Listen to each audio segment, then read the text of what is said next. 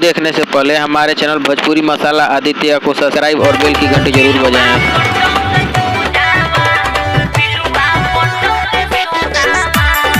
माँ Ambe recording studio आमी। Music by विकास बिहारी।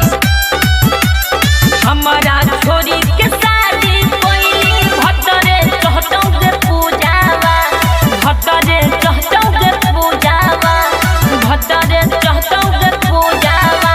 आ नैहर में रोतौ यारवा तोहरा पिलुआ पड़तौ के पूजावा, नैहर में रोतौ यारवा तोहरा पिलुआ पड़तौ के पूजावा, नैहर में रोतौ यारवा तोहरा पिलुआ पड़तौ के पूजावा, पिलुआ पड़तौ के पूजावा, पिलुआ पड़तौ के पूजावा। म्यूजिक बाय विकास बिहारी।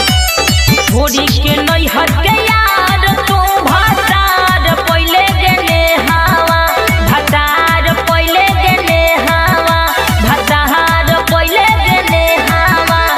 सोचल हमार पूरी सपना बेकार पहिले गेले हवा।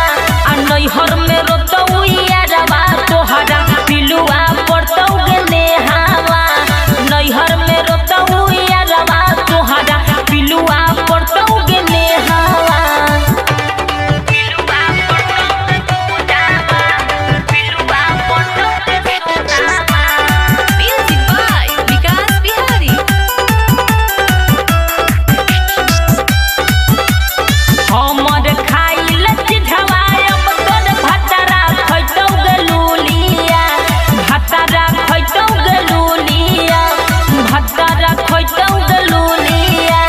देहिया तोर सरपतौ तोर भतरा हमर तौ गलुलिया, नैहर में रोतौ यारवा तोहरा पिलुआ पड़तौ गलुलिया, नैहर में रोतौ यारवा तोहरा पिलुआ पड़तौ गलुलिया,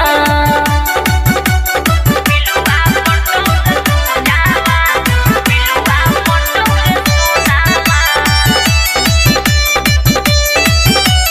सोचल सपना फूल ही हमर जार देले गे सोनावा, जार देले गे सोनावा, जार देले गे सोनावा।